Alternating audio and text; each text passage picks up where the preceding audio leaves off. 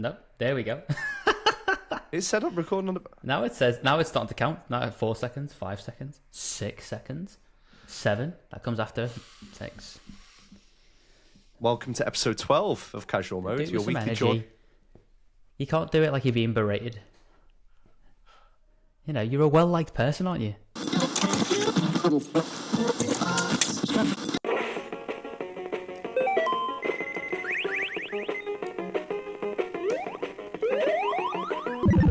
Kept you waiting.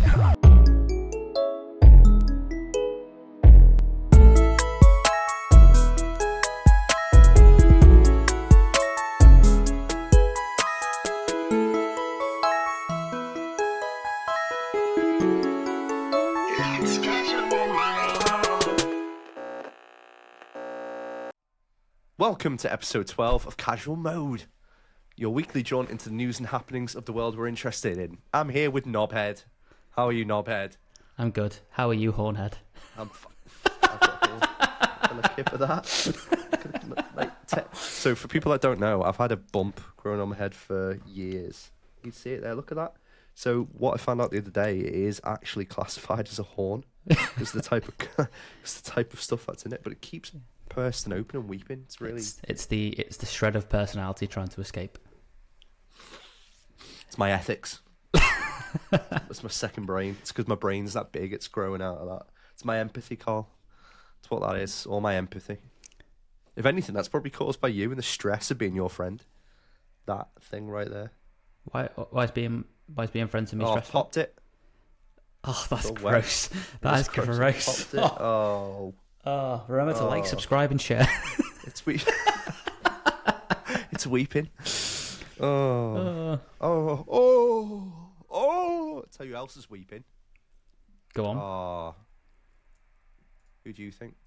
Who do I think is weeping? Yeah, David Coote. He's weeping, isn't he? Oh, we're skipping to the end of the notes. What the fuck? I mean, we can do. Hey, it's casual, mate. Just riffing in it. Just riffing. You know. Yeah, just you know. riffing. What would? Riffosaurus. Sure. Yeah. Yeah, Riffosaurus. By the way, just quickly, no one talks about this anymore. What's your favourite dinosaur? Tyrannosaurus Rex. Is it? I am. Is that because you think sucker yourself as for a bit classic. of an apex predator?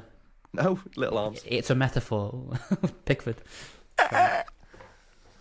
Little arms. What's your favourite? Mine is a Diplodocus or a Stegosaurus. Yeah. Because you're always horny. No, actually, as I get older, that recedes like your hairline will over the next 5 years. Oh, Stop touching it, will you? For the benefit of those not watching the video, Dan just can't stop touching it, and it's just oozing. I've had everywhere. to do a Didier Drogba with my hair now, so like you'll notice, I haven't got my normal like quiff where I've just like still got a quiff, but I've had to do it to the side. So I'll take my hand. I've had to like swink it over just to cover the horn. Doesn't do it. It doesn't. But what's happening is it'll pop at different points in the day, and I'll just have like a weeping.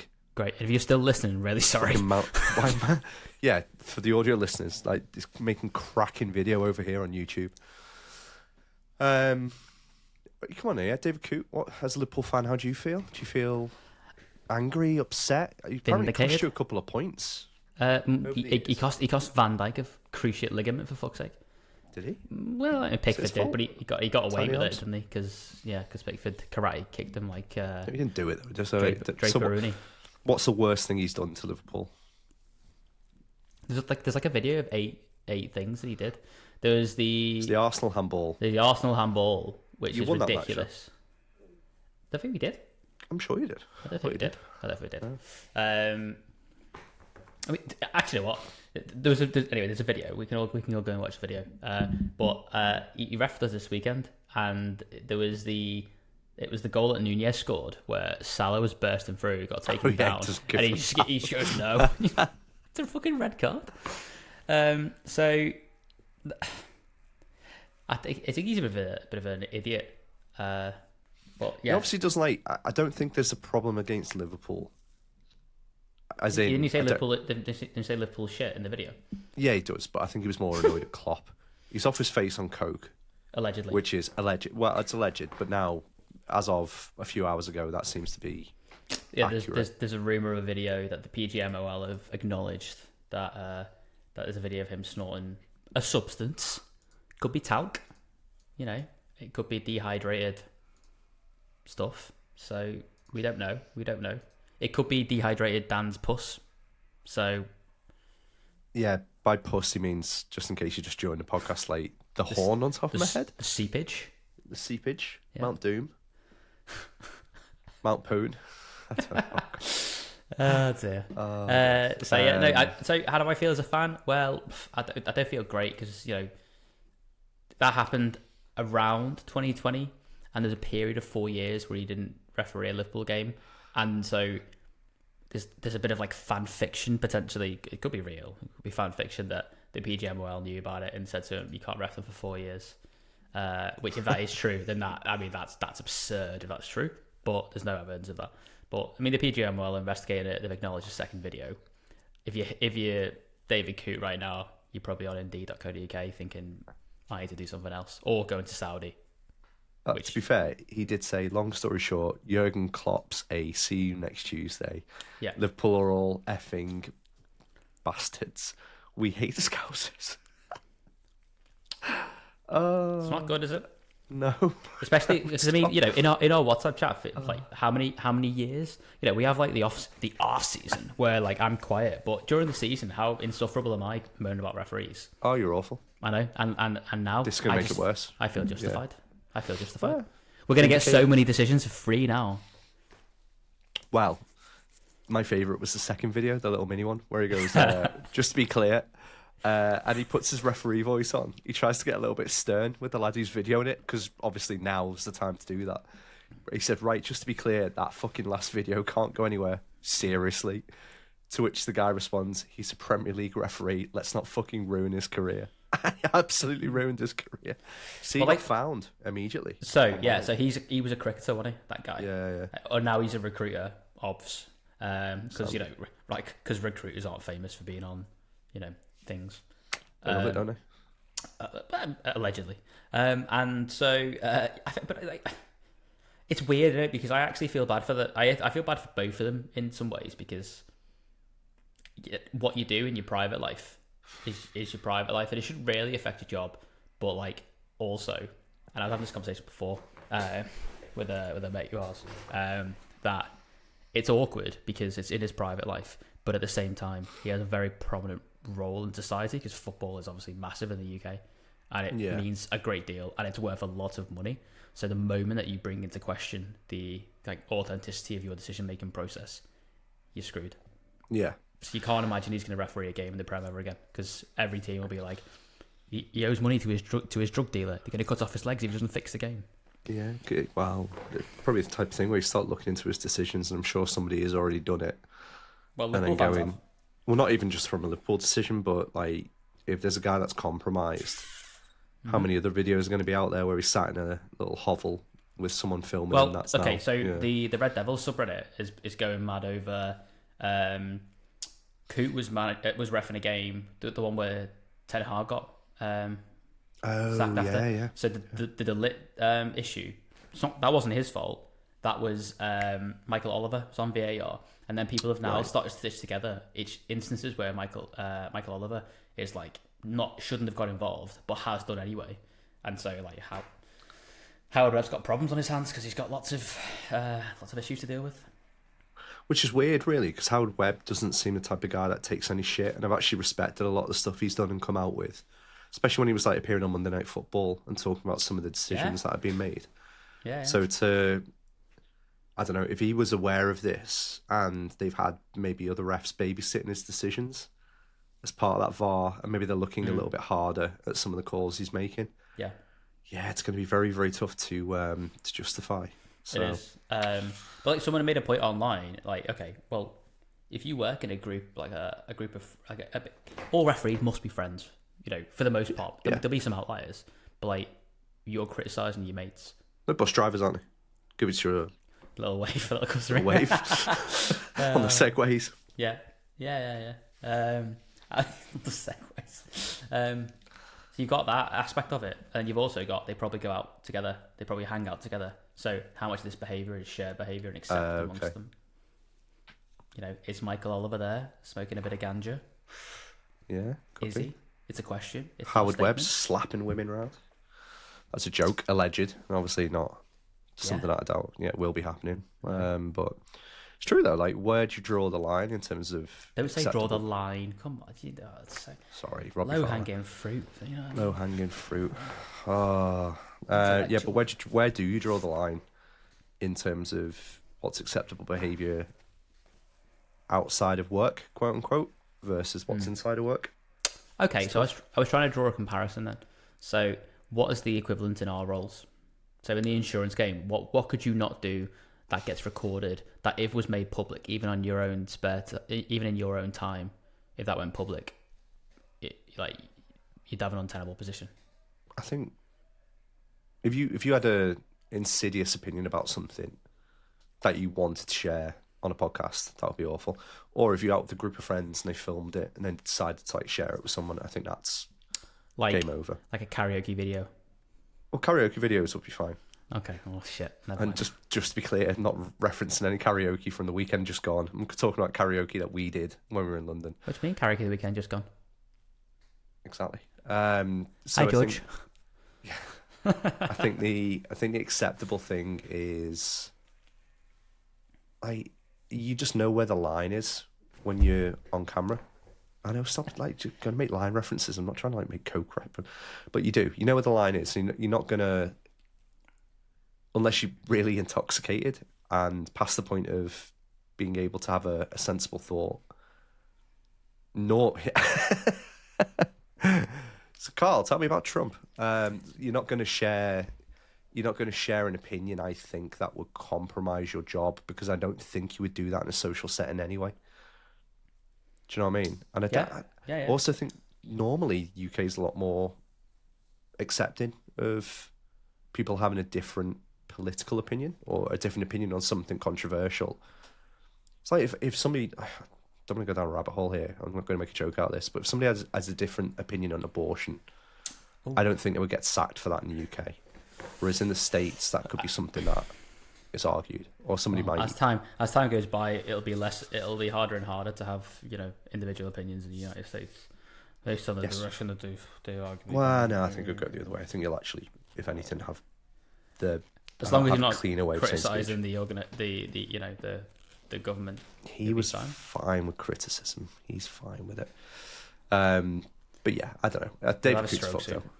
Yeah, he will. David Coote's gone. Do you reckon? 100%. Do you reckon he should be gone? I'm curious to know what the guy said, and he's going to appear on a podcast at some point in the next 3 weeks, 4 weeks, and it could be like.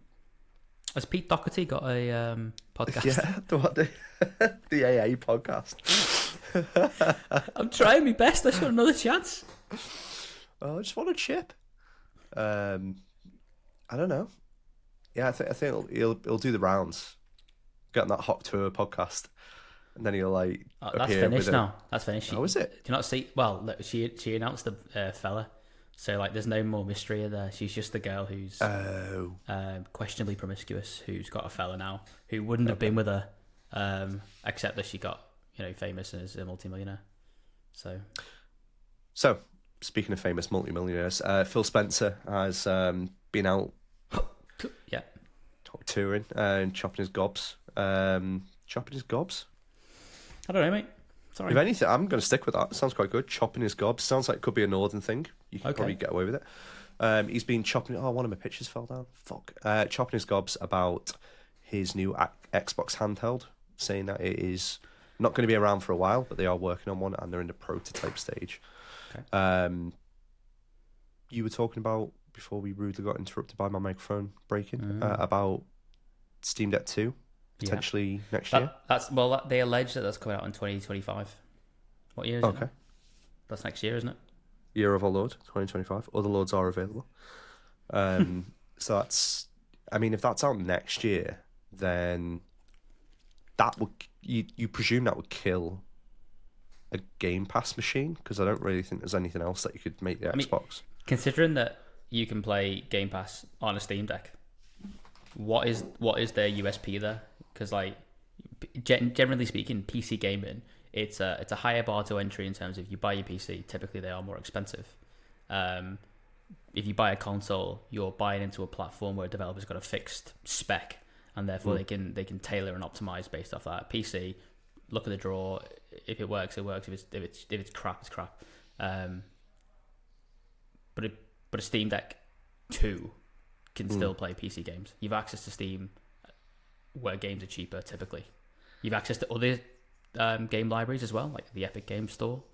Xbox. Play Game Pass. You can play Game Pass. You can use Chiaki to play your PlayStation games. So if that Xbox console is very locked down and you only get access to the Xbox Game Store, how do they compete? Unless they massively undercut on price. Isn't it? Is the Asus ROG the one that plays Game Pass now? I think they all do. Yeah. So it's Windows underneath. Officially, as in the one that officially plays Game Pass, I'm sure it's the Asus one. I don't know. But because they're Windows based, so if it's the Legion Go, again that's Windows based. I'm pretty sure you can install the Game Pass, the Xbox app, and play those games like you could on a normal PC. Same for the ROG Ally. I'm pretty sure you can. The Logitech Cloud, G Cloud, whatever it was called, which is like a £400 device, that plays it as built in, but it's cloud only essentially because I think it's Android underneath, but still. So that's £400. So essentially, unless they massively undercut the competition, this has to be a device which is open to other stores. So unless they're using the tech from any of those, well, in theory, competitors to get a leg up on something like, anything that's out at the moment. How? Because you're going to get a new version of an Asus ROG at some point, presumably, if it's sold well enough. And then you're going to get a different version of like any of the others. So it's like, well, how are you going to keep up with that? What are you going to bring out that's going to be infinitely different? Is it going to have a better UI? What's the deal with it? But you've only mentioned there kind of like mainstream, mainly. I mean, I think Asus is like it's an Eastern company, but they are well known in Western markets. But if you look at brands like Ioneo put out a new device every like 2 or 3 months, and they are cutting edge. Yeah. The software isn't always the best. It doesn't always translate the best, but they are. They're cutting edge. They put mobile or laptop that's grade like CPUs in a bit of fluff, sorry, in those devices. And they've got like novel concepts. You've got the Ioneo Flip, which is basically like an SP. Not the SP, more like a DS. You get the dual screen. So from an emulation perspective, you've got that. You can play like DS games, but also it's got like a Ryzen 7. One of the U models, so it's like the low powered one. I think it's got like a Ryzen 7 built into it. Like that's potent. So that's what Xbox is competing with. Steam Deck have done well because they've got the Steam ecosystem, which is obviously fantastic. Yeah, it's great. They've built into their OS, the controller side of things. They've got publishers or developers, to kind of build the Steam Deck specs into games as well. People buy into it. That's really big. I think what jumped out with the Steam Deck is everything felt, looking at it online, and everything from the housing to the controllers to like the different functions, it looked complicated. But as soon as you open that thing up and start playing it, it's not complicated. It's very easy to play. So that's what basically Xbox have got to nail, almost what Switch does in the simplicity of it, because that's their mass market. They're going to go for Xbox gamers. They're going to market this thing as the ability to go and play X, Y, and Z, around the house or, in the pub or whatever it might be. Online and offline, it has to be. It can't be cloud-based because I think that'd be suicidal. It would not do as well as a Portal because the install base is nowhere near as good as a PlayStation. So then on top of that, and then it's got to do at least very, very well what several other competitors, whether very prominent or cutting edge, like you said, that aren't as prominent, and do better than those things. It feels pointless. I feel like it's an ever increasingly saturated market, and I think the big players are Steam, Nintendo, who also, which I didn't even bring it out. I didn't even bring that up, but like obviously the Switch 2 or the next generation of it is imminent. So like it's got to have something which is incredible, I think, to really make a dent in that area.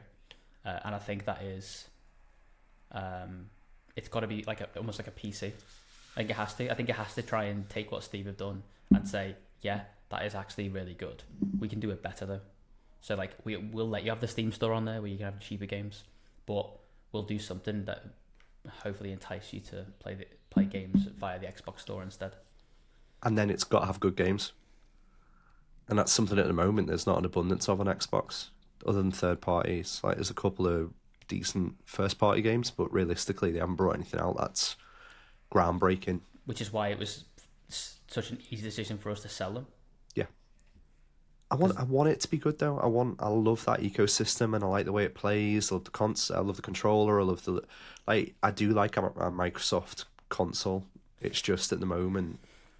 Do you reckon that's just because the Xbox 360 was possibly the best console of our lifetimes? Yeah, 100%. And so you want them to be summer of games. You want that multiple billion trillion dollar company to do well. Oh. There's ragamuffins, there's yeah, that indie studio. Yeah, I do. I think the industry is better with a strong Microsoft in it. I think Phil Spencer probably has to go. I think the guy's it feels like he's being too reactive now to the market rather than actually doing his own thing. Whereas Game Pass felt like a genuine leap forward and a great idea. The execution of it hasn't been great because the studios haven't delivered. Yeah. Whereas with a handheld, that's way too reactive. He's just basically looking at a slice of a market now that's growing and going, you know what, we want a bit of that, rather than innovating and saying, well, you know what, no, we want to have the best possible home console, or we want to do something really, I don't know. Well, they did. We want to get rid of a home console. The Xbox Series X was more powerful than the PS5, wasn't it, when it came out? Yeah. So that's a missed opportunity. Obviously, the PS5 Pro now is more powerful, but only ever would have been more powerful for the games that were exclusively made for it. Yeah. And again, it comes back to that. If the games aren't great, people aren't going to buy it. And right now, that's 2 generations of Xboxes that haven't been able to compete with Sony's first party offering. So it's bad, isn't it? It's bad, but they've got enough studios to turn it around, and there's a lot that's due. I think they're just going to hold it back now. Try and see what they do next year. Oh, right. Well, unless there's another version of an X coming at some point, like a Pro. Which again, I'm surprised that they had, like, that would have been the easy money of going. There's so many loyal Xbox fans. Let's give them a more powerful than a PS5 console, something else, than a PS5 Pro rather. But this feels like a quite a long-standing rut though, because how long have we not had the Xbox for now? Like a month, 2 months. Nothing's changed since. But even before then, for 6 months, I literally only turned it on to play FIFA. Yeah. And it's not like to be fair, I still pay for Game Pass Ultimate, whatever the hell it is. I don't use it. Even on my PC, I don't even bother using it. I should do, because on this monitor, Flight Simulator would be amazing. Call of Duty would be good enough. Oh, no, actually, I do use it. I'm an absolute liar, because I don't. No, I don't. I play Forza 4 that I paid for on Steam. So I paid for it, even though it's already on. But that's the thing again of you've got. I think we were looking at the reviews for Call of Duty, which we haven't spoken about. Actually, they look great. Like, it looks like a really good game, and I'd like to jump back into Warzone at some point. Got it. It's downloaded. Yeah, I've got it downloaded as well, so we should jump in later. Yeah. And was looking at that, going, oh, you know what? Fucking sold the Xbox. Then typically, this year's Call of Duty seems to be and then it was like, oh no, it's on PC. And there's like no, like it was free on PC. There's no point. I know Warzone's free anyway, but even the like I said, the single player is free as well. It's like, do you not think now though, like Call of Duty is not a game aimed at 32/37-year-olds, and it's actually aimed for people who are like 17. Yeah, it's that generation's FIFA. Yeah, it shouldn't be, because Call of Duty United Offensive was possibly my favorite game as a child. Medal of Honor. That was my fave. It's like a shit Call of Duty, yeah. Yeah, it was a shit Call of Duty, but Pete loved it. Oh, on the PSP though, there was a PSP version of Medal of Honor, which I played the shit out of on the old UMD. Vaguely remember that, actually. It was good. Speaking of good, there's a couple of games out in November. There is. Not as many as other months, but still a couple. So I'll quickly touch on them. So Metal Slug Tactics. I'm reading this off GameSpot.com. It's been quite a while since a new entry in the Metal Slug series has been released, but at long last the franchise is making a comeback this month. The big difference here, a switch from the usual side-scrolling shooting action to turn-based tactical combat in this spin-off. So it's basically moved away from the run and gun norm. So it's on PC, PS5, PS4, Xbox X and S, Xbox One and Switch. And that's already out. That was November 5th that came out. The Mario and Luigi Brothership, which actually seems to have gotten really good reviews. IGN were an outlier on that. I think they gave it a 5 out of 10. But most other outlets seem to have given it between a 7 and a 9. That came out on November 7th. So almost a decade after Duo first shared the spotlight in an RPG, a new Mario and Luigi game arrives this month and sees the brothers embark on a seafaring adventure. But it's very Saturday morning cartoony, they go on to say, which I agree.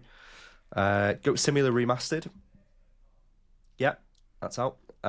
Chicken Police Into the Hive. Yeah, that's out, November 7th. Slit Ahead. This seems to look quite cool. So it's a classic survival horror game from a studio led by industry veterans with a heavier emphasis on action over outright chills. You'll hunt down the titular Slit Ahead monsters in a semi-open world setting. They're nightmarish creatures who have blended in with society. So there you go. That's interesting. So that's out on November 8th. That's out already. If you're listening to this, we're recording on the 13th of November. Farming Simulator 25. You can play Jeremy Clarkson in this one. Can you? Yep, and play Caleb. I wonder And how much he got paid for that. Oh, probably a lot. It says on here just enough for him so that he's not complaining too much about the rise in taxes. I'm only fibbing, by the way. You can't play as Jeremy Clarkson. That is just a joke I just made up. You may be able to. I don't know. I believe that. Then I thought that was a genuinely good, quite fluid. That's a good idea. That I would. You'd definitely link into that, wouldn't you? If you were making a game about farming. If I wanted to play any opinionated dickhead in a game, I'd just call you into a multiplayer match. Me? You could get the collector's edition, by the way. That comes with a USB ignition lock, which lets you twist the real key to start the game. That is a genuine thing. That is not a fib. Rise of the Golden Idol is on November 12th. So that's out already again. So it's on pretty much everything. You can play it on iOS and Android as well. 2022's The Case of the Golden Idol was a fascinating point-and-click investigation game that quickly became a cult hit. And this month it is the sequel, Rise of the Golden Idol, set 300 years after the first game. The sequel follows a relic hunter looking to claim the fabled artifact for themselves. There we go. And one that is getting very, very good reviews, Dragon Quest III HD 2D Remake. Say that again. Dragon Quest III HD 2D Remake, so you can flip between the two.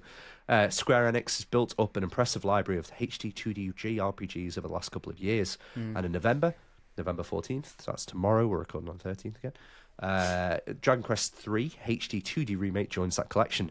A remake of the original 1988 game, Dragon Quest III HD 2D Remake retains the core of the classic fantasy adventure and adds brand new visuals, newly orchestrated music, and several gameplay tweaks to it. Dragon Quest 1 and 2 are also getting a HD 2D Remake treatment, and they're both launched in a single package in 2025. So a lot of people are a fan of that. I'm curious if you'll pick this up, but yes? No. Lego Horizon Adventures was the one I was going to say. Yeah, I won't, but that's only because I've just started replaying Zero Dawn, the remastered version. Yeah, well, which talk is about that in a minute. Like a better version Spoilers. of it. Isn't it? PC, PS5, and Switch. Again, PlayStation game coming to Nintendo. Big deal. People haven't really picked up on that, but sure, a remaster of Horizon Zero Dawn already launched in October, but if you're looking for a loose retelling of Aloy's first adventure told through the colourful medium of plastic building blocks, then you'll want to check out Lego Horizon Adventures this month. So it's got all the goofy charm of a Lego game. Microsoft Flight Simulator seems like a game you'd like. Yeah. I remember finding your house on this and flying into it. Did nothing. It's not big enough. No, couldn't see the bunnies. Was trying to get them. That's rude. But... What are you flying? Boeing 737. Oh, right, okay. Special livery on the side of it. Bunny killer. Megabus. So the next chapter in the Microsoft Flight Simulator series is ready to take off this month. Like the previous edition, the whole world is your aerial playground. One of the big additions this year is career mode that allow you to experience multiple roles in the aviation space. So if you play a pilot, you'd like have to hit on Maybe all of the maybe you hostesses. start as maybe you start as a stewardess, and That'd be then great. and then you slowly work your way up to like first stewardess. Just sat in that really shit chair, just like for the whole flight. Oh, the chair where you've got to stare at people in like the first row, and like you don't make eye contact because they Still got to do that smile. when there's a bit of turbulence and you've got to not react because you don't want to instill danger in the But you get lashed everywhere. Nothing really jumps out for me in November. Brutally honest. No. Okay. No, I can agree with that. To be fair. So let's talk about our purchases because I actually think the PS5 Pro fits into that anyway. So You get a PS5 Pro. Well, I'm going to talk about that. So you've bought. Let's start with GBP, GBA, SP, and games. Indeed, sir. Show me. So I bought a Game Boy Pocket, which I never had when I was younger. I like that colourway. But there I had a green one of those. Okay, I'm trying to get it into focus and I'm failing, but doesn't want to do it. So I got a Game Boy Pocket. Focus. Aloy, you've got a nice focus. And I also got a Game Boy Advance SP in pink. That's a beaut. It's I'm gonna do the screen mod on them both. So I'm gonna get either like an IPS. I think one of them's got an OLED option as well. I'm gonna do that, and I'm gonna reshell the Game Boy Advance, not because it's in pink, but because actually, I like the hot pink. I know, but so I remember the SP having like a really kind of loud hinge, like this one doesn't. You can hear there's no noise, and that annoys me. So I'm gonna reshell it. But do you mind me asking how much? Both? So I got both handhelds. I got International Superstar Soccer and Mortal Kombat 1 and 2 on the Game Boy for £98. That's pretty good. eBay or? I got them on Vinted. Nice. Okay. And I checked on CEX, so I got like a good deal. It should have been like 120 quid. So that's pretty good. I picked those up. I also got the remastered version of Zero Dawn as well. Very nice. And you enjoying that? But we'll talk about that in a sec. So the Vinted's like interesting to buy and sell on. It's better to sell on than it is to buy. And I think the thing that surprised me is that people are actually quite savvy with what they price things at on Vinted. Whereas I always thought like with clothes you get bargains. But when it comes to like technology, it's there or thereabouts. Like obviously you've got a bargain for that, but like I said, in terms of like eBay's always been quite steady in terms of pricing, and it's easy to compare what you're selling compared to other people. So but Vinted always surprised me. I always expect to be able to get things for cheap, and I have when I've got like a couple of cheeky offers in and stuff. Yeah, that's it. I think if you're not in a rush and you're just happy to throw out offers, and like negotiate a bit, I think it's good. I mean, I wasn't gonna get. I literally was looking for one of the SPs because I wanted to get one of the SPs. It's like a. Ethan and I were talking about it on the train in London, or the tube in London. Like, you get the 101 model, which has got the backlit screen rather than the frontlit screen. This has got the frontlit screen. So I saw that for like 45 quid. No, that was 65. I tried to bot the guy down 60 to 45, and then I realised he was selling loads of other stuff. So I tried to like bundle it all on, and then gave him like and then I just lowballed him all over again for everything. For the bundle. And he said I don't know. I think there's more risk on it because, like, I got the Vita from Vinted, and the bottom of the screen's got a bit of bleed in it. But everything I've bought off it's been fine. Not great, but fine. You don't get the CEX warranty, which is a pain in the backside. But I just think it's nice. It's just nice to add them to the collection, really. And I could do those mods, so that'll be a nice little project to keep me busy until I slowly eke away the remaining years of my life and perish in a timely manner. Yeah, and I get to inherit all because you die of stress and I'm a fat so that somehow outlives you. Only the good die young, Dan. Leave it in your will for me, mate. Have you got a will? No, I'm only 32. Have you got a will? No. Are you looking forward to your first exam? What's to say it's not my first? Felt a bit scratching. I don't know. So that's all you bought. So tell me about. In fact, no, we'll get to that in a sec. We'll get to that. I'll talk about Pokemon. So, if you didn't know, about 2 weeks ago, I think it came out. I think it's been in beta for a while, but the Pokemon, the trading card game, I think that's what it's called. Let me check. Getting it up now. Yeah, pardon. So this is it. If you haven't seen it, so it's an app, free, iOS, Android. There you go. Oh, what's it going to call it? What's it going to? Pokemon. Trading card game pocket. There you go. TGCB or P. So what this basically? Well, let me backtrack. So these things used to get within the actual packets of Pokemon cards. And what that allows you to do is you could download a little mini. I don't think it was an app actually. Was it an app? Don't know. Yes, it was an app. You could download an app, and the cards that you got from a packet, you could basically open in a different version. But the game itself wasn't great, and the UI was a bit shit, and the experience felt a little bit, I don't know, wasn't fun. Is basically the kind of the simple takeaway from it. So what Pokemon have now done, nothing to do with those cards, nothing to do with the actual packs of cards that you get. They've just created their very own. Here's Carl. Opening a packet. You need to get that focus. There we go. Oh, you go for the first one. Yeah, I'm a heathen. There you go. That's not bad. Oh, so do you know how to turn it? So turn the cards and see if you can see anything. Oh, you've got a good one. Hold on. Go on. Ew, where? Good. What's it going to be? Don't know what that is. That's a Whimsicott. Woolworths. No. Oh, yeah. Heat map. Oh, yeah. In a tree. Tell you what, mate. Moltres. There we go. X. Wow, it's only got 2 stars though. That's really good. 2 stars is good. Is it? Yeah. Oh, we're like those YouTubers where they fake all the stuff so it looks really cool. It is.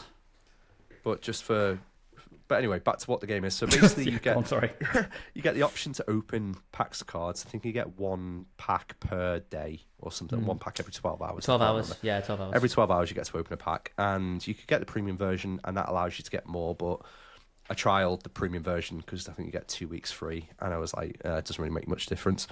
It's amazing for a free app, what you get within this. So you open the cards, so you can build up a collection, and you can get like super shiny ones, really rare, similar to what Carl showed there, like 2-star golds and stuff, and it goes up and up and up. And you can get like a 3-star one where it's got gorgeous artwork, and it'll zoom into the art, and then it'll almost expand around the art. So all of the joy of actually collecting cards. But then it's got a real fucking cool battle system in it as well. So you're playing the card game, and all the cards you've now collected, you can either use a rental deck. So maybe there's a deck of cards that you don't own, and you want to use a fire deck to beat a green, like a what do they call it? Like a plant deck that you're struggling against. If you want to play people on the internet, you can play people on the internet with your own created decks. So it just gives you the full experience of like the Pokemon trading card game. But the app is so slick, it's really simple to use, and it's super addictive.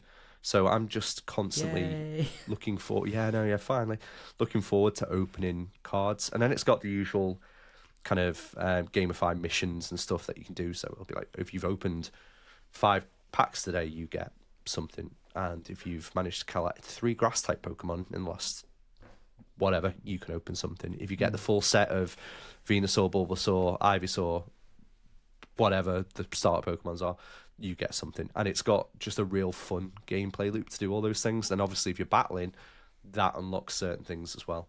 So you can do that. You can add friends on there, so you can trade with them. That's not a feature that's out yet, but that's going to be released soon. So basically everything you wanted to be able to do. I'm going to cough. Coughing. On brand. Thank you. All the things you wanted to be able to do back in the day with Pokemon cards, you can just do it through this app. So and you don't need a cable to go in the back of your console to do it. Because you used to have to put a cable in, didn't you? I mean, no, listen to me. Oh, so I'm going to use this one of the things. So when you're getting a gamified, like the rewards, you're able to use items to open cards or packs earlier. So Carl opened the first one that was there. So in Out Spirit, I'm going to not do that. I'm going to spin, because I like spinning. Because you're a contrarian. And apparently it's predetermined anyway, by the way, so it's loaded. Is it really? Apparently so, yeah. Oh. Okay, so that's one we're opening. So do it. How clean. That's pretty good. So Does it make a difference? Oh, fuck all. Oh dear. Yeah. Tangent. That was it. There we go. How many have you got collected at the moment? 36. 36 cards. Yeah. Jesus. Sorry, 462. 27 out of 226. Cool. But yeah, just a really fun app, really fun game. It's stopped me from playing Marvel Snap as much, which is great. Like I said, the full kind of trading card experience, and it's only like 3 different packs you can open at the moment. So God knows what's going to happen when they start adding in. Do you not think the reason that Marvel Snap is good is because this is what you say you can actually buy them, Carl, but like it's not a real card game. Because like why not just buy the real cards? Marvel Snap's good because it's easy to play and you can play it. Whereas I can't imagine being on a bus and just whipping out a deck of cards and going to David in front of me. Excuse me, do you play Marvel Snap? Would you like to play a quick round with me? I just don't think that'll happen. So that's why it's a good game. Because it's a fucking mobile game. What a stupid question that is. I don't know. I just think I'd rather have the cards in your hand. Yeah, I know. With Pokemon, I still like collecting the cards, but I think this is still a better version of the trading card game, and it's got the same soul as we saw the Game Boy version in CX. It's got the same. Oh, I've got that in a tin somewhere. There you go. I should bring that into work tomorrow. We can play it. Great together game. And my AirPod case. And you what? And my AirPods case, please. So yeah. So yeah, it's good. Will you stop leaving your bloody AirPods in my house? Okay. So we did a video. Did we? Yeah, not like a kinky one. We did. God. I know. We did a video. We bought PS5 Pros, even though we basically were quite lukewarm on them to begin with, as in weeks ago when they were announced. Yeah, but Laurie showed us up because he said I'm going to definitely get one, and then we can't. There can't be a north-south divide if we just let the south walk all over us. Exactly, So, yes, we've had to, cut down on certain things. Like your family's obviously starved for the month. Yeah. And I just didn't pay my mortgage, but the bank's fine with it. Yeah, they're okay. I mean, the only way to tackle austerity is more austerity. So that's how can you stimulate the economy without spending money? Exactly. Yeah. Get out there. Yeah. Eat out to help out. Yeah, that's great. No. Yeah. So we did a video. So we spent the release day recording a bit of content and put a video up. And it's done well. It's done well. Good views. Yeah. 1,500. Nearly. 1,200, 1,300. I think it around got there. Like the real did 1,005, maybe 1,000. About 30 subs as well. We're on 910, 908, something like that. So quite a few. So if you're listening, welcome. Yeah, please. Thanks for joining us. If you wouldn't mind subbing, that'd give us a bit of a lift as well. Yeah. My voice crackled there. That's just because I've had a cold, not because I'm getting emotional. But yeah, we did it's crackling again. Pork scratching. Apologies. Yeah, we did a video where we unboxed it. You got my ham fingers all over it, and we fitted the stand. We put the 2 terabyte SSD in it, stripped it down. That's what the cool people say. Put the disk drive on it. We did, didn't we? We did basically everything you could do with the PS5. We did it in 10 minutes. Legally, yeah. Didn't kiss it. I like it. So aesthetically, I'm not going to go into the video. If you want to go and watch that, go to youtube.com/ It's casual mode. Yeah. And you'll see it straight away because it's right on the front page. Give it a little watch, a like, and please subscribe. Please. So we won't share too many thoughts, but I like the aesthetics of it and the games that we tested on it. What games were they? Stellar Blade for the lads. Yeah, for the lads. We didn't do Dragon Age: The Veil God. It was a long day. God of War Ragnarok. Yeah, is that the first time you played it? And Baldur's in a while. Baldur's Gate. Baldur's Gate 3. And we did that. Yeah. Yeah, to be fair, we got quite a few comments on that video as well, and some people disagreed with you, and I pretty much agreed with them, to be honest. So one person commented that the PS Portals only got Wi-Fi 5. I then made the counterpoint to them. Oh, that's totally legitimate. What about devices which have got Wi-Fi 6 or 7? Wi-Fi 6 and they use Chiaki to remote play, because you'd like to think there'd be some benefit there because it's got a high bandwidth. A lot of people disputing the actual increase in quality. Yeah, I think definitely a jump in quality. I think so. I mean, people were saying like it's not worth the money. That's absolutely fine, and I think that's a legitimate response. Frame rate, even if the game doesn't look better, because like EAFC, I don't think it looks better, but you can definitely tell in when you're playing 100%. The game, it plays at 120 frames a second now. It is better. You can't deny that. So. It is an upgrade. Is it enough of an upgrade? Well, I think we discussed that at the end of the video. If you've got one, you're going to sell it and then you buy that. Great. If you haven't got one already, it's the way to buy it, especially with Argos's new deal, which we'll talk about later. It's well worth it. We'll talk about it now. So what's the deal? How much is it and what can you get it for? So Argos today have brought out a Black Friday deal. I think it's 660. So 40 quid off. And if your employers have like an agreement with Argos where you buy the gift cards worth, then I think you get like an extra 7% off. So, which we do, I think we do, but we've already got the console. Thank you to our HR team for that excellent deal, because that is useful. Yeah. But that's a cracking price.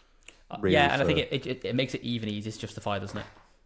Well, what's that? 120, 130 quid more than the PS5. I mean, the actual price of the main PS5 or the slim version is it's dropped. Yeah, actually, good point. Yeah, a couple $100 still. Yeah, I think you're right. Totally agree. That's what we said at the end of the video. Like to upgrade it, it's if you're an early adopter, it's worth it because it's a notable improvement. If you've got the right type of monitor or screen to play those games on, very important. Yeah, and you are.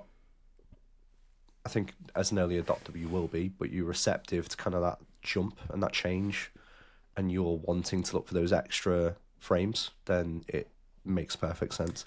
I think some games that I've played, and I'm curious to hear about Horizon Zero Dawn, because a lot of people have said that's meant to be absolutely ridiculously gorgeous looking. But I played Alan Wake 2, and the part we kind of watched a little bit when we were playing was like really early on, where it's dark and dull and looked like a Rammstein video. It did, but when you get into Bright Falls, which is like the town, and you can genuinely see some of the reflections and things, like the way that people are moving is a lot clearer, and a lot of the signage looks a lot more detailed. Like the improvement to that is fantastic, and the lighting is unreal in that game. So yeah, I'm definitely seeing that improvement, and I don't know, there may not be any noticeable improvement with the Portal, but I played on the Portal a couple of times this week, and I feel that there is less latency. I don't know if there's been an update that I've missed and it's just had auto update on, but I don't know. It feels like an easier experience. It seems to link to PS5 Pro quicker as well. Like it takes maybe a couple of seconds shorter than what PS5 is. If they were devious, they could put like some it's like a lag on a PS5, and then improve the PS5 Pro. Planned obsolescence for the PS5, just put an extra few seconds in there. Ooh, who are you, Apple? Yeah, exactly. But yeah, like I've enjoyed it. So tell me about Horizon, because I want to know about this. It's a 7-year-old game, which looks like it could have came out yesterday. It just looks amazing. I tried it on fidelity mode, and I thought it looked great, but the frame rate wasn't great. So I think it runs at 30 frames a second. But it was like noticeably janky, so I put it on like the performance mode or whatever. I think each game's got like a different title for it, but what is like their version of performance mode? It looks great. It's smooth as anything. It just makes a 7-year-old game look brand spanking new. So it just demonstrates the ability of the machine. So yeah, I love that game. Really enjoyed it. It got a mixed reception. Loads of people it got reviewed really, really well, but I still think people didn't love it as like an Uncharted or some of the other big PlayStation releases that had happened over the years, like Last of Us. But which is a game I need to play as well, and see what that looks like. Last of Us and Last of Us 2. But yeah, Horizon. I need to go back to playing the latest one. Like Forbidden West is also looks great. Yeah, but apart from that, I'm happy with it. I'm looking at it right now. It's a gorgeous console. All right, calm down. Love it on my desk. You're on camera. I am. I'm enjoying having it here. Got the horn holding for it, kissing it. Yeah, got the horn. Yeah. Wow, not for long. Are you enjoying your disc drive accessory? I am, and I'm happy that I paid a sensible price for mine, Carl. How much did you pay for yours? Have a guess. £120. Nope. Lower. Nope. Oh my god. Where'd you buy it from first? Stock X. Oh, so you did go Stock X. Yeah. Jesus. Couldn't find anywhere else. 135? 140? No. How much did you pay for it, Carl? £153. Well, So the way I justified it is in front of my TV. I don't have kids. My lack of progeny dictates I can do what I want. Do what I want. So no, I'm in front of my TV. I had Stellar Blade and I had Dragon Age of Veilguard, which I've got on disc, and they're the games I've just bought, which cost over £100 between the two of them. So I'm like, every day I'm not playing them, I'm pissed off. And I'm like, well, this is stupid. So if I wait a month before they come back in stock, but I've saved £30, £40, is it worth it? So I just thought I'm just going to pay it so I can play the Veilguard because it's boss. So yeah, it's still not come because I've never used StockX before, and so the sender sends it to the StockX, they verify it, and then they send it to you. So it's due to arrive either on Friday, which would be great, or like Tuesday. Is it brand new in box? It's brand new in box, yeah. Okay, I mean, yeah. So I paid the seller 134, which isn't too bad, but then with everything else on top, it was Commission. 153. Yeah. I mean, it kind of sums up the PS5 Pro experience anyway. And again, if you're an early adopter and you want that console, you're going to pay a little bit more for getting things earlier, having that experience. So yeah, I wouldn't lose too much sleep over it. Plus, yeah, I'm pretty sure you'll be able to sell the disc drive alone for at least £50, £60 in the future to CX. Can't wait.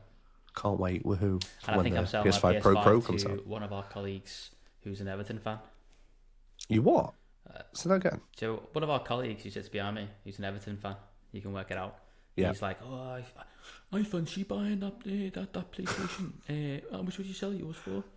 So I think I'm going to sell him it, which is better. Well, Laurie got £350 for his. I wouldn't charge him that. £350 for it. Like, you can buy it brand new for that. No, exactly. Unless Laurie's still got like his SSD and he just left his SSD in there. Well, unless it's like a gold-plated one and he just never told us. Southern edition. Yeah, that's what I'm thinking. Southern Labour edition. Oh dear. Great. Bless him. Okay, so yeah, we're saying get it, don't get it. We don't really care. We're happy with ours. But if it makes sense, get it, because like we've both got LG OLED TVs which can do, above 100 hertz. It's a legitimate purchase for us. If you don't have that and you've got a 4K telly which does 60 frames per second, probably don't bother. Yeah. Well, I've moved the PS5 now downstairs, like the original, and that's there for Jesse to play Astrobot on, and for us to play like Blu-ray films as well, because we got like the Lord of the Rings 4K and that kind of stuff. So we've got that ready for Christmas, which is great. And then the Pros upstairs, and like I said, the MSI monitor that I've got is phenomenal. So got it plumbed into that, and what more do you want? Like, it's just the perfect little console, and I'm not missing the Xbox at all, which is great. Exactly. So, but I am keeping the PS5 because I did read that comment online about putting it into offline mode. So you can, if you need to ever hack it in the future, jailbreak it. Yeah, break jail it. Thank you. Then you can do that. So it's in offline mode at the moment, which is fine. So. Very good. Veilguard, you mentioned it. Still enjoying it? I've obviously not played it since I've got the PS5 Pro, but everything I've played so far has been really good. I I saw the review bombing after it came out, and I think that's people being petty. Like, if somebody listening really hates the woke agenda, skip the cutscenes. The actual game itself is fun. And for the record, I didn't skip the cutscenes because I embrace all sides of a But the game itself is really good. Less on the story this time around. Yeah, that's a fair criticism, but I feel like the combat's good. I am engrossed in it. I do feel compelled to do the side missions, and I feel like that's not something I always do when I play kind of the RPG style games. Sometimes I just rush towards the end, but in this one I am, following up on everything. So no, I think it's good. I think it's a really good game. It's getting a lot of hate online for, like I said, the woke agenda comment, and I think it's not like the first. Like Witcher 3 was very progressive, and that didn't get criticised because, again, it was just part and parcel of that game. Yeah. I get people thinking that something's being shoehorned in, but I also see that as probably relevant. And Mass Effect pushed the boundaries as well. Yeah. Like, that was purposely, like, you could play male and female, you could date whoever you wanted to date, you could romance or anyone you wanted to romance. You could shag a fucking alien, Dan. Nobody cared about that. You could do whatever you wanted to, yeah, but nobody talks about that, do they, Carl? So yeah, just interesting. But I think a lot of the idiots online that are getting upset about it probably just go and, I don't even know, play Madden or something. That's what. I just think it's silly. I think it's a very good game. If nothing else, what it will mean is that people who genuinely appreciate good games will be able to buy it in CEX for 25 quid in a few months' time, because people will just be selling it en masse, or it doesn't sell very well and it'll be cheaper. But it's worth it. It's a good game. It's a legitimate Dragon Age game. I'm not massively keen on the art style, but there are aspects of it which look phenomenal. Yeah. And I haven't played it yet on the PS5 Pro. Very excited to see the kind of the tightening up in certain areas there. I just think it's a good game. I think it's a good game. It's an RPG that you don't have to be massively kind of ingrained in every single kind of, what's the word, like every mechanic you have to explore to the nth degree. Like, I always felt like The Witcher 3, for example, I struggle with that because if I stop playing it for a week or two, I come back to it and I'm like, I have no idea what's going on. Yeah, I always struggle with that. It's quite in depth. You gotta have a potion for every single but yeah, no, I think it's really good. So you should get it now. You should get it. Join us. I'll look at it. I think when it comes into, like you said, inevitable sale at some point, which will happen with it being an EA game, it'll be worth it. Yeah, so I'll try it. I was going to very quickly mention as well the Wild Robot. So I don't know if I mentioned this to anyone on the podcast prior. I'm just going to pretend that I didn't either way. So Wild Robot's latest DreamWorks film that came out maybe about 3-4 weeks ago. So I'd kind of seen previews of this for a while and I was like determined to take our 5-year-old son to it. When he says our, he doesn't mean mine. No, but to be fair, like the amount of time we spend with him.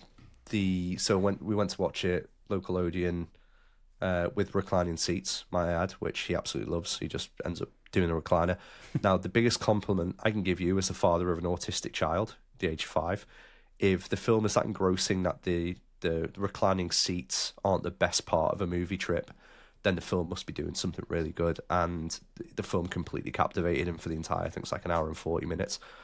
Everything from the music to the art style to the story. Like, the story is basically an entire message about parenting and the complexity of it, and almost like you're fucked if you do and you're fucked if you don't certain aspect of decisions that you have to make throughout it, and the idea that it takes a tribe to raise a child, which I really liked.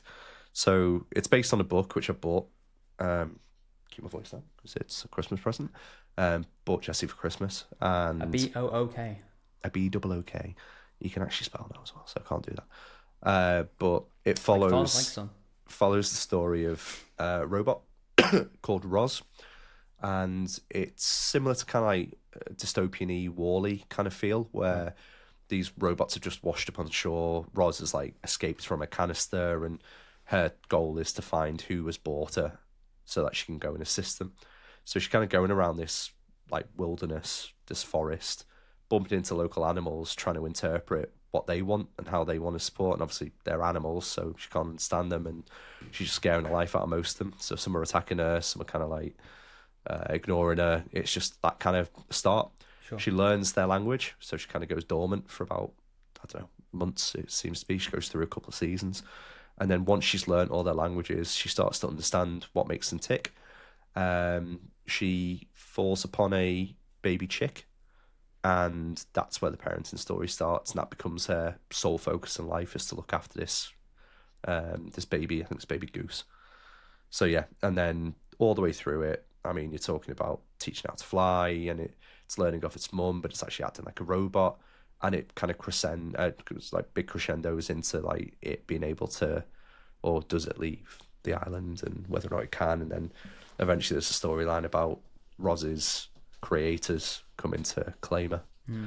So it's really worth it. The music's absolutely stunning in it. It's by the person I think that did Bridgerton, which is really weird. That classic TV show. Period drama. So yeah, period drama. But everything about it's well worth it. If you've got kids, worth it. If you haven't got kids, it's worth it. It's probably better than most Pixar films have been for the best part of a decade. So yeah, and I think it's on Netflix next year. So if you want to wait, give it another couple months. My only comment to this is the highlight of my trip at EGX was you nearly crying when you saw the robot and asking for a photo. Yeah, I can put there was the robot there. No. And it was, hi, I'm Roz. Yeah, so that was really cool. And we got stickers. Movie, Carl. I loved it so much. Can I have some stickers, please, sir? It's made my day. I'm just sensitive. My son didn't like the recliners, but he liked your movie. I know. Telling him the story about it, he's just, I just get paid to be here, mate. But yeah, the film, I was crying my eyes out by the end of it. I had to wait and go through the credits at the end just to stop crying. I was that bad, and I was like proper sobbing my heart out. So yeah, it's a great film. Watch it. Nothing in the nerdy corner this week. No, but we did talk about the Xbox handheld, and you did offer something there. Yeah, I contributed. Yeah, and you've done your deal, which is the PS5 Pro at Argos. We've done that already. Yeah. What was your deal? Done that already. I saw something. It was on Hot UK Deals. Excellent. Great source of deals. Last minute podcast script writing. Yeah. And we've got to pick a really quality one. So if you go to Morrison's, Market Street Salted Caramel Donuts, 5-pack, 55 pence. Yeah. Yeah. I think that's really good. And it's rated 489 degrees. So, not to be sniffed at, mate. Not to be sniffed at. Be careful with those powdered donuts having a sniff. You'd be like David Coote. Yeah, and for any of the blokes that are listening, if you want to treat your woman, you can get the Nike Dunk Low, the nature colour, which I think are really nice colourway. It's like an almost like mustard colour for 30 quid from Pro Direct Sport. Go on Hot UK Deals. That's 345 degrees at the moment. So there you go.